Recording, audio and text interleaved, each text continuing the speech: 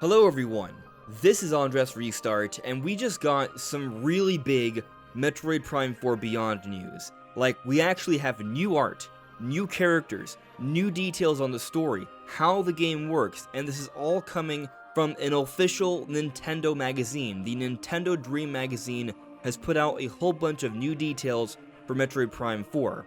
So today we're going to be breaking down these details and trying to extrapolate the bigger meaning to it all here. I think there's a lot of takeaways here, and this is a really exciting time.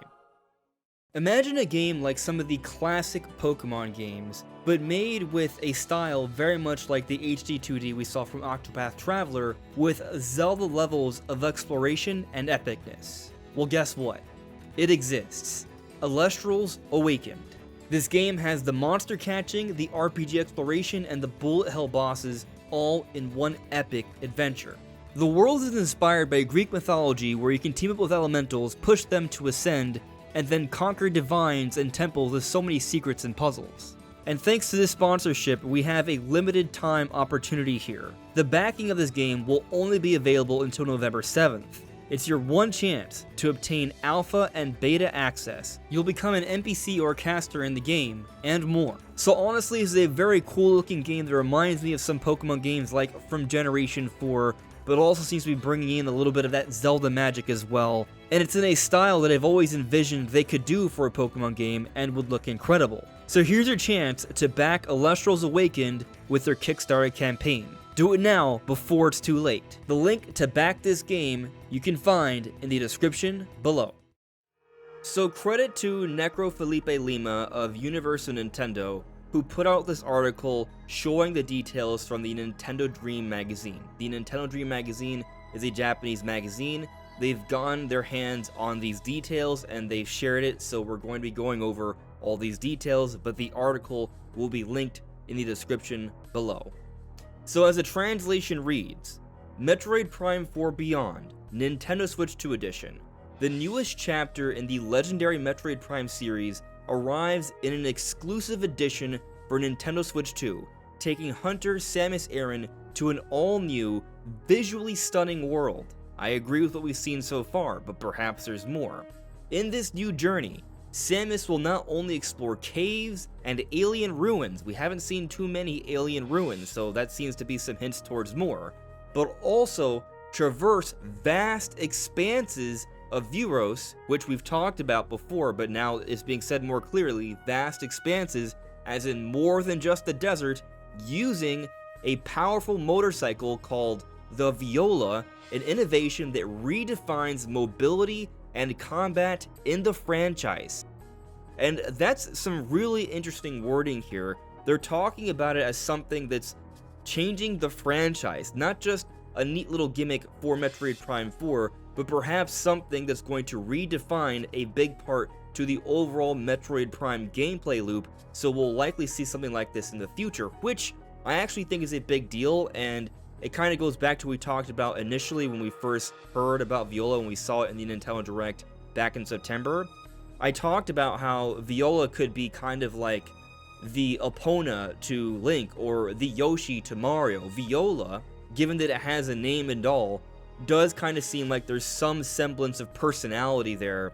And so this could become Samus's new companion, Samus's mount, as a mainstay for the series moving forward. And that alone is a very big deal. But we are just scratching the surface here, everyone. Let's continue on. A vast world to explore with the Viola bike. The surface of Veros, the surface, are you saying there's more? Perhaps, is made up of diverse biomes, humid forests, scorching deserts, polar regions, and mist-shrouded ruins. Mist-shrouded ruins, there's more mention to the ruins there. I'm very excited to see what that is. Perhaps we have already seen some hints of that with some of those ruins we saw in the desert gameplay, but we're only seeing the tops because they're talking about a surface. Perhaps there are depths as well. We'll be getting to that.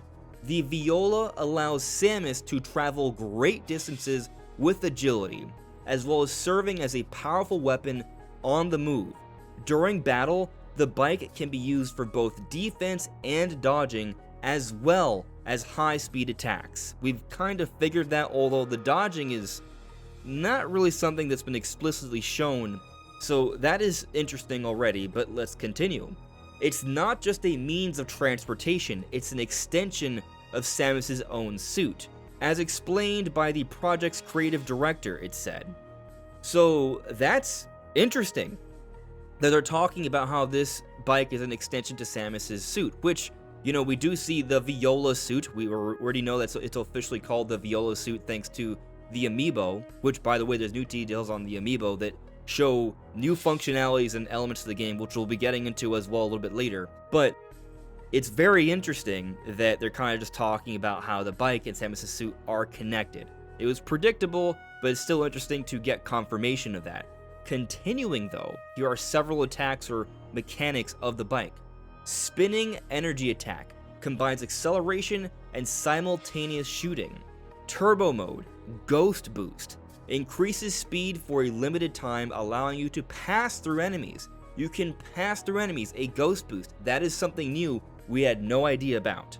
Defensive energy field, a barrier shield, protects against attacks while maintaining momentum. We've seen kind of like the slide where you can kind of blitz through things. It may be that. Also, echo projection. It's a trail projection that leaves a residual image capable of confusing enemy sensors. So you're going to be able to leave, like, I guess, shadow clones or whatever you want to call it, or echo projections, and that's going to confuse enemies. That's super interesting. So there could be, I mean, clearly there's a lot of interesting mechanics here with the bike that we have not seen yet, and there appears to be some great depth here. That is exciting stuff. And again, we still have so much more to discuss here, so let's continue on. Samus's new psychic ability. While exploring the ancient ruins of Veros, Samus discovers traces of a lost civilization and receives what's known as psychic power. This mental power allows her to interact with alien structures, control ancient machinery, and even manipulate gravitational fields in combat. Being able to manipulate gravitational fields. And I think this is kind of a big deal because we have to go back to the logo for Metroid Prime 4 Beyond. The logo for Metroid Prime 4 Beyond is what? A black hole. So what are black holes? They have a great deal of gravity, right? So there seems to be a connection there, playing around with gravitational mechanics. That is something that is definitely different, that we have not heard of before, something that we don't see in most games. It's something that makes the Mario Galaxy games very unique to other platformers, and so it looks like we're going to be seeing some new gravity mechanics in Metroid Prime 4, which will also help Metroid Prime 4 to feel like a very unique first-person adventure game. Continuing though, it's a power that requires concentration and also carries risks, as it affects the heroine's body and mind. And in quotes here, power comes with a price. Even Samus Aran will feel the weight of her own mind. And so that's very interesting. I wouldn't be surprised if we see that quoted in a Nintendo Direct about Just Prime 4 soon. But this kind of reminds me a little bit of the Metroid Prime 3 mechanic of the Hyper Mode, where you can go into Hyper Mode, you're a lot more powerful, you're taking advantage of phase-on energy, but as the game progressed, you were slowly getting more and more corrupted, and so that weighed on you physically. It seems like the psychic abilities, which are giving you a whole bunch of different options to manipulate the environment in various unique ways, which is more interesting than just being stronger, at least from a story perspective, and perhaps more, is going to play a toll on your mind. So that's some very cool stuff. And yet we still have a whole bunch more to get into here. Forest, desert, and ice, the living biosphere of Veros. Each region of Veros harbors its own ecosystems, teeming with mysterious creatures. In the tropical forests, bioluminescent fauna and actively camouflaged predators abound. In the icy caves, crystalline species emit sounds that reverberate like chants. That sounds like it could be beautiful music that will play, or really cool sounds when we're in that area. In the deserts, sandstorms conceal subterranean colossuses. Oh my god. This is a theory that's been confirmed. So if you watched a few videos ago about Metroid Prime 4, we were talking about how the desert might be hiding some big bosses. They literally just told us that right there. Colossuses, giant creatures, subterranean giant creatures, perhaps like giant sandworms, or who knows what they've come up with. And there are sandstorms that conceal this, but there's also hints at something else we talked about, how there's more to Veros. They've talked about the surface. The simple fact they're talking about the surface implies that there's not just a surface, but a depths. This could be kind of like a Tears of the Kingdom scenario, where there is more than meets the eye. Samus will need to adapt her strategies to the environment and use psychic power to decipher animal behavior patterns and activate hidden ruins. Oh my gosh. The more I read, the better this gets. I've always kind of wanted them to have a focus on the biology in the Metroid game. So it looks like here Samus is going to be paying attention to animal behavior patterns. That's a little bit Monster Hunter-esque, the smart part of Monster Hunter, where you do have to pay attention to how animals interact with the environment and their patterns, and that can give you different advantages if you take advantage of it. So there could be a little bit of that here, and there's also using this to help you solve puzzles and activate hidden ruins, finding these ruins, accessing them. That's really cool. Like, what if maybe you're following something that just kind of explores around the sands but goes underground at one point? Maybe you simply follow it, and that can kind of lead you towards an entrance that takes you to a ancient ruin in the depths or the subterranean environment of the desert. But if none of what we discussed so far excites you, let's start to now get into even more juicy stuff here that ties into the story of the game. However, before doing so, I would like to point out that I do have this goal to reach 60,000 subscribers by the end of the year. So if you've gotten to this point of the video and you do find yourself enjoying this video, or you've enjoyed my prior videos, I would very much appreciate your support in whatever form that may come in. A subscription, a like, a comment, sharing the video, hyping the video. It all makes a huge difference. But I do thank you for sticking around all this time. During her mission to Veros, Samus will encounter both fearsome adversaries and figures who can aid in her quest. Sylux, a mysterious warrior encased in sky blue armor. He appears to share a mental connection with Samus, but his intentions remain unclear. So this seems to be hinting at Sylux actually also having psychic abilities, and painting him not necessarily as the villain. Like, there could be a little bit of a gray area here, which is very, very interesting. But we've already heard about Sylux. We have new characters to talk about here. Ace Raxus, a massive creature with an organic body and metallic components. It serves as guardian of the depths of Veros. The depths of Veros confirmed. And he can be either an enemy or an ally depending on the player's actions.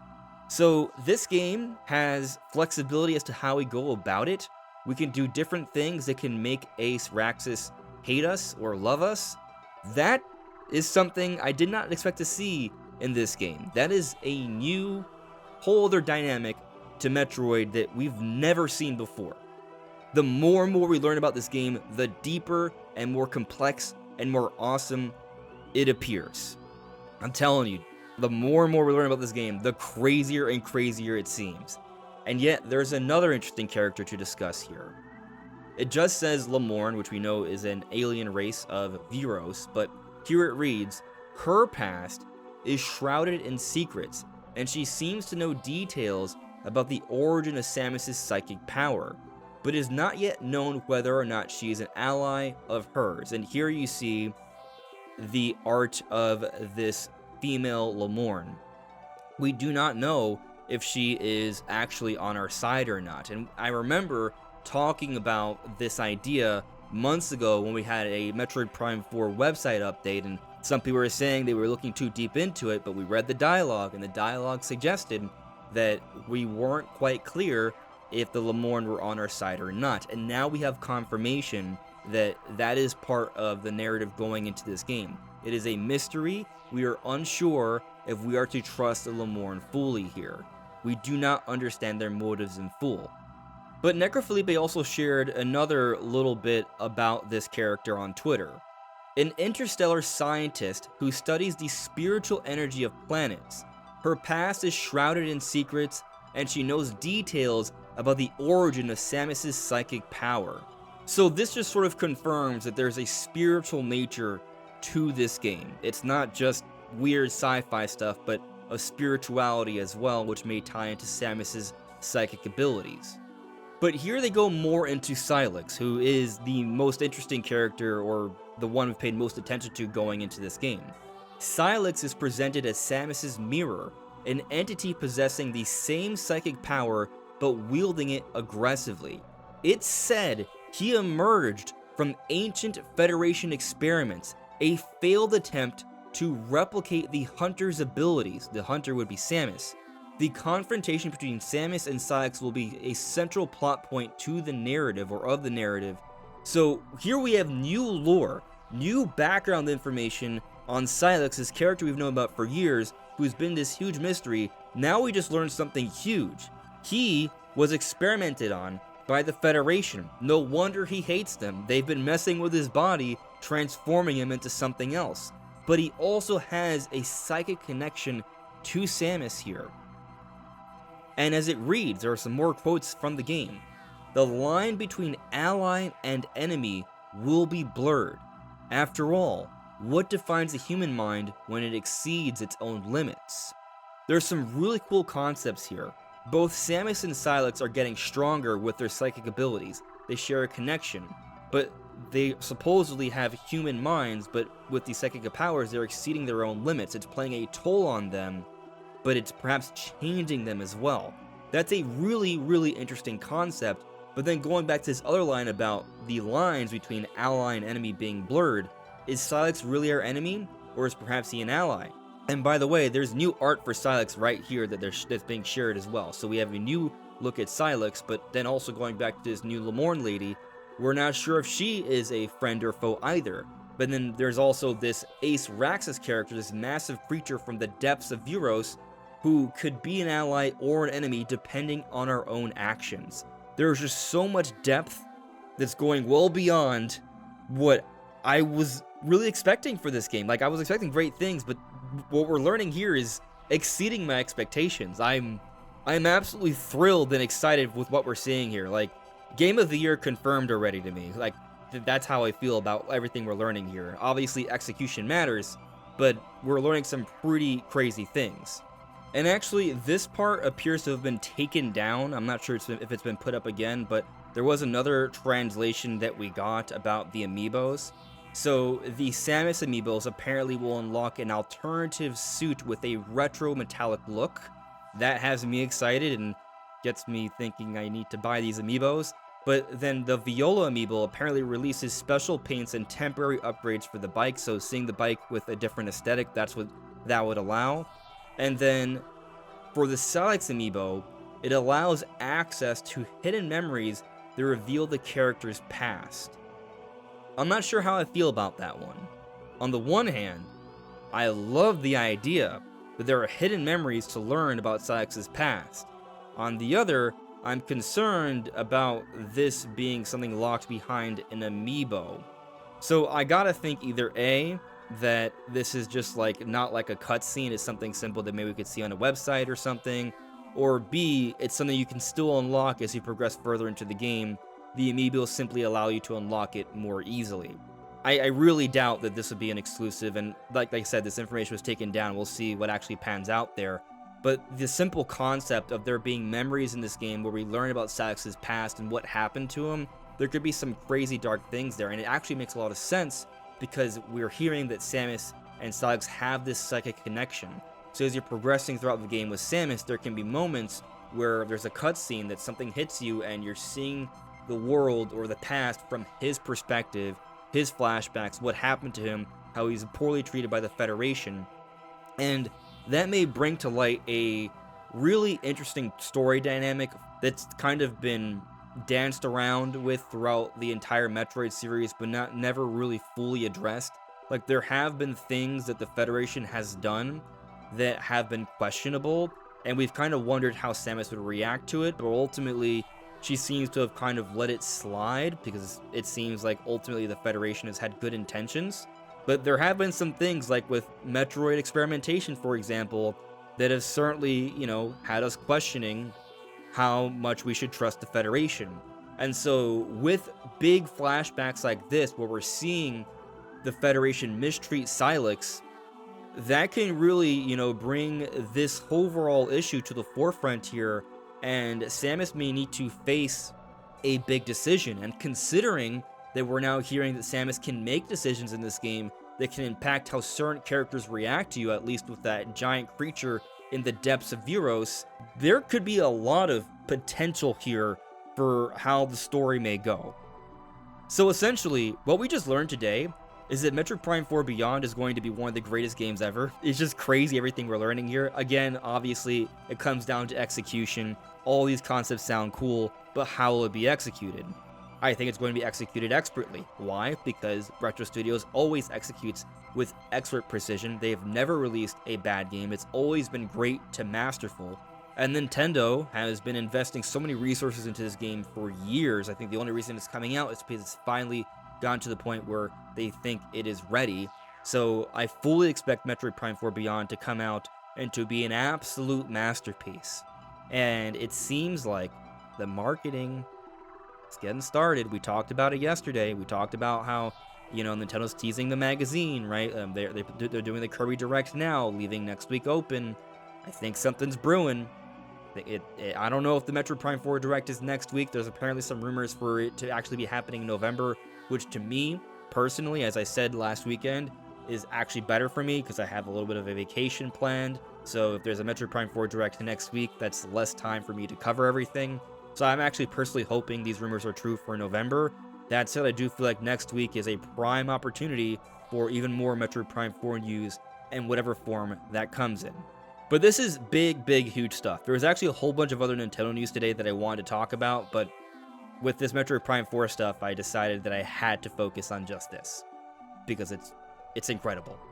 Again, what do you all think, though? Let me know in the comments below. This is AndresRestart. Thank you so much for listening and watching, and I will see you all really soon. Take care. Bye.